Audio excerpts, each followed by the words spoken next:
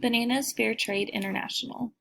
Only about 20% of the prices paid by consumers for bananas reach exporting countries. Bananas are one of the most important foods for both consumption and trade. Almost 100 million metric tons of bananas are consumed every year. Bananas are the fourth most important food staple in the world and the fifth most traded agricultural commodity after cereals, sugar, coffee, and cocoa, generating billions of dollars. In the banana industry, just 5 corporations control around 80% of the sales on the banana import market worldwide. Meanwhile, it is hard for small banana farmers and workers on banana plantations to earn a living, and they often work and live in difficult conditions. The cheapest production process possible. While large plantations can produce cheap bananas, there are problems in the system. Large banana corporations have not always been good for Latin American countries where their plantations are based. For example, huge quantities of pesticide and fungicide spray are used to prevent the spread of disease on large plantations. These chemical sprays may have a serious impact on the health of workers and people living in the area, as well as the surrounding wildlife.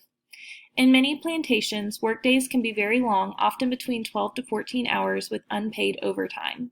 The majority of workers lack job security or protection against sudden layoffs, and many employers only offer short contracts of 6 months or less.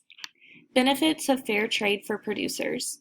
Bananas bearing the Fair Trade certification mark have been produced by small farmer organizations or in plantations that meet high standards.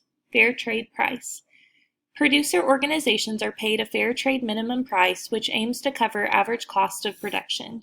The fair trade minimum price for bananas is different for each region and is based on the cost of sustainable production.